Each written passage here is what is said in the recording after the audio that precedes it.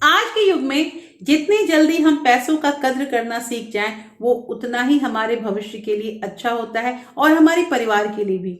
दोस्तों, हम यहाँ बात कर रहे हैं मनी मैनेजमेंट के बारे में। पैसों का प्रबंधन क्यों जरूरी है?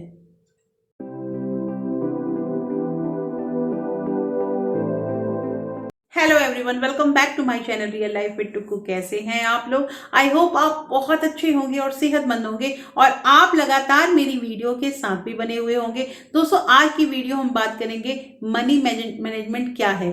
देखिए, कहना यहाँ पे ये है कि हर कोई का खर्च अलग है और हर कोई की आमदनी भी अलग अलग है। लेकिन आमदनी कितना भी हो, अगर आप ज्यादा से ज्यादा कमाते हैं और अगर आप मनी मैनेजमेंट वाली जो कला होती है उसको नहीं सीखते हैं, पैसों का प्रबंधन करने आपको नहीं आता है, तो आपका वो सारा पैसा कमाना व्यर्थ है।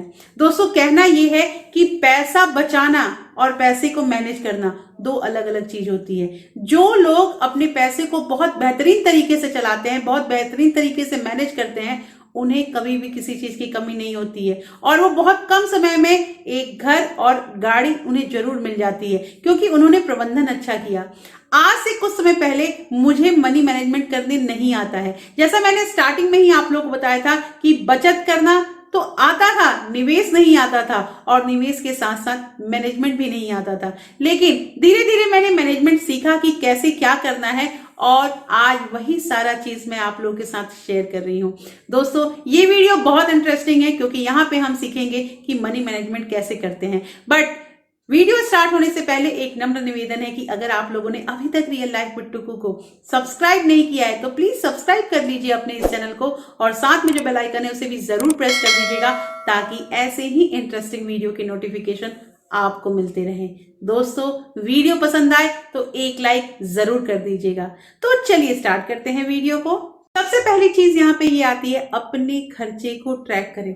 दोस्तों, अगर आप ये नहीं जानते हैं कि आपका पैसा आता है और कहाँ चला जाता है, तो आप बहुत बड़ी भंवर में फंस सकते हैं।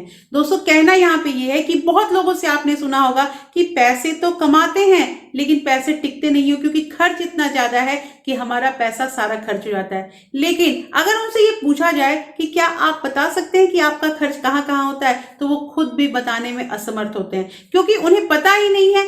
तो कहना यहाँ पे ये है कि सबसे जरूरी चीज है, बहुत सारे ऐप आते हैं जिसमें आप अपने खर्चे को ट्रैक कर सकते हैं, लेकिन अगर आप उतने फैमिलियर नहीं हैं हर चीज करने के, मोबाइल ऐप का यूज करने का, तो आपके पास कॉपी कलम तो है, आप उसी से स्टार्ट कीजिए।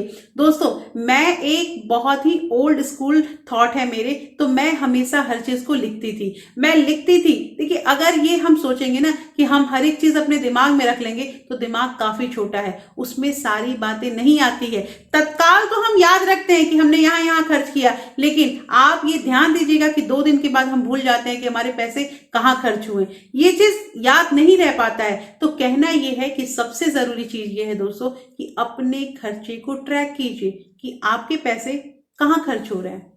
दूसरी चीज मैंने हमेशा अपने वीडियो में बताई है कि एक ऐसा फंड बताएं जो इमरजेंसी फंड हो। कहने का मतलब ये है दोस्तों कि बहुत बार ऐसी स्थिति आ जाती है कि हमारी नौकरी चली जाए या घर में कोई ऐसी घटना घट जाती है, तो इसमें हमें क्या होता है, हमारे पास सबसे मतलब एक ही चीज हमारे दिमाग में आता है कि चलो उनसे पैसे लेके अपना काम कर लेते हैं। लेकिन ये जो कर्ज लेने वाली स्थिति है ना, ये बहुत बेकार होती है। तो कहना यह है कि आप नौकरी कर रहे हैं, आप जितने भी रुपए कमा रहे हैं उसमें से थोड़ा थोड़ा पैसा हर महीने बचत करें, अपना इमरजेंसी फंड बनाएं। दोस्तों, कैसे इमरजेंसी फंड को बनाना है, इसके बारे में मैं डिटेल वीडियो आप लोग को बहुत जल्द अपलोड करने वाली हूं, क्योंकि स्टार्टिंग में ये फंड बनाना बहुत मुश्किल लगता है, लेकिन स्टार्टिंग में हम छोटा छोटा अमाउंट ही उसमें देंगे और आप देखिएगा कि 6 महीने से 1 साल में हमारे पास एक अच्छा अमाउंट जमा हो जाएगा। तो कहना यह है कि अगर हमें पैसे को मैनेज करना है तो दूसरा स्टेप हमारा यही है कि हमें इमरजेंसी फंड बनाना है, ताकि अगर कोई आपातकालीन स्थिति हो जाती है हमारे साथ, हमारी नौकरी चली जाती है या हमारे आकस्मिक कोई खर्चा आ जाता है, तो हमें कर्ज लेने की या किसी के सामने हाथ फैलाने की जरूरत ना पड़े। तीसरी चीज यहाँ पे ये आती है दोस्तों, समय पर बिलों का भुगतान। दोस्तों, कहना यहाँ पे ये है कि बहुत लोग ऐसे होते हैं ना जो क्रेडिट कार्ड से अपना बिल जो है पेमेंट कर देते हैं।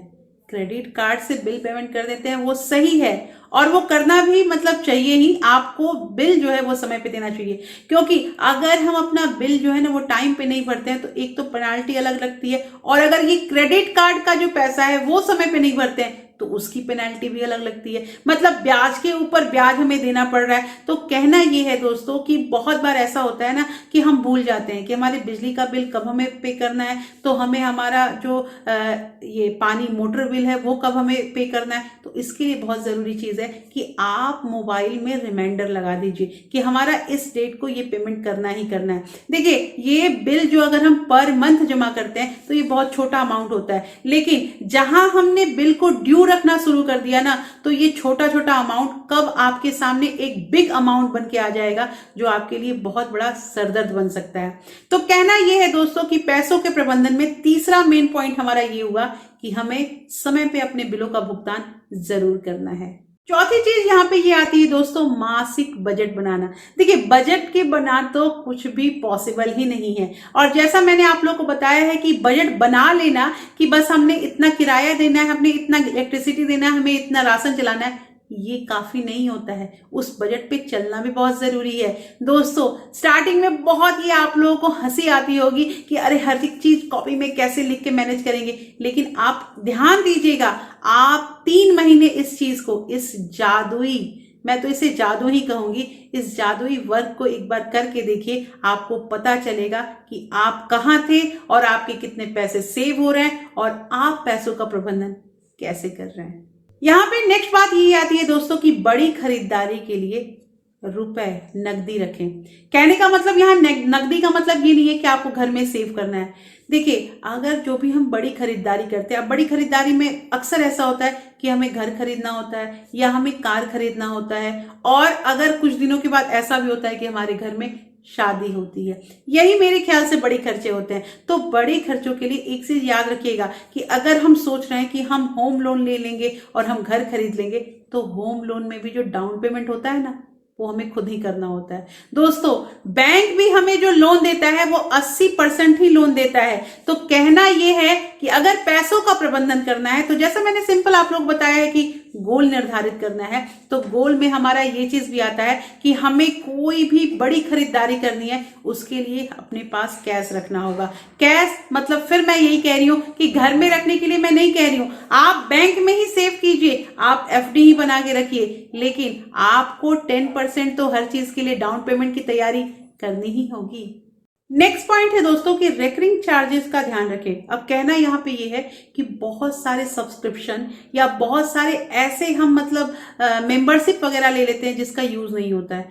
कभी आप ध्यान दीजिएगा कि बहुत ऐसे क्लब की मेंबरशिप हम ले लेते हैं, बहुत ऐसे मतलब जिम की मेंबरशिप ले लेते हैं, या फिर ये आजकल जो फिल्म का चल रहा है अमेजन या अमेजन प्राइम, जो भी उसकी मेंबरशिप हम ले लेते हैं। उसका यूज हम नहीं कर पा रहे, क्यों? क्योंकि हमारे पास समय नहीं है, लेकिन उसके जो फिक्स्ड अमाउंट है वो हमारे बैंक के खाते से निकलते जा रहे हैं। तो कहना यह है दोस्तों कि इस चीज का भी एक बार, जो मैंने स्टार्टिंग में कहा कि अपने खर्चे को ट्रैक करें, वही चीज यहाँ पे ये आता है कि ये जो मंथली सब्सक्रिप्शन वाला चीज होता है जिसमें हमारे पैसे लगते हैं, उस चीज को हमें ध्यान रखना है कि कहाँ हमारे पैसे जा रहे हैं, जिसका अगर हम यूज नहीं कर रहे हैं तो उस चीज को हमें स्टॉप कर देनी चाहिए। तो दोस्तों, यहाँ पे मैंने आपको मनी मैनेजमेंट के बारे में तमाम स्टेप बताए हैं, लेकिन एक लास्ट स्टेप ये भी है कि आपको निवेश करना है। देखिए, मैंने मतलब हमेशा जोर दिया है कि आपको इन्वेस्टमेंट करना है तो आप करें, क्योंकि इन्वेस्टमेंट जो होता है ना, ये बहुत अच्छी चीज होती है दोस्तों। पैसे बचत कर लेना और पैसे का निवेश करना दो अलग चीज होती है। तो बचत किए हुए पैसे को कहीं लगाइए। ये जो बचाए हुए पैसे हैं ना, ये हमारी सेना है, तो इस सेना को काम पे लगाइए। ये सेना हमें जरूर विजय प्राप्त कराएगा। कहने का मतलब ये है कि अपने पैसे को निवेश जरूर कीजिए दोस्तों। तो दोस्तों, यहाँ पे मैंने मनी मैनेजमेंट के आपको तमाम स्टेप बताए, और होपफुली ये वीडियो आपको अच्छी भी लगी होगी, क्योंकि इस वीडियो से आपको धन का प्रबंधन कैसे करना है ये पता चला। दोस्तों, कैसे लगी आज की वीडियो मुझे जरूर बताइएगा। होपफुली ये वीडियो आपको अच्छी लगी होगी और इस वीडियो से आपको सीखने के लिए भी कुछ मिला होगा। दोस्तों अगर वीडियो पसंद आई है तो आप इस वीडियो को अपने फ्रेंड्स और फैमिली के साथ शेयर भी कर सकते हैं। आप मुझे इंस्टाग्राम पे भी फॉलो कर सकते हैं और साथ के साथ आप मुझे टेलीग्राम पे भी ज्वाइन कर सकते हैं। टेलीग्राम चैनल का लिंक मैंने डिस्क्रिप्शन में दे रखा है। और फिर मैं मिलती हूँ आपसे ऐसे ही एक इंटरेस्टिंग वीडियो के साथ। तब तक के लिए thank you. Thanks for watching.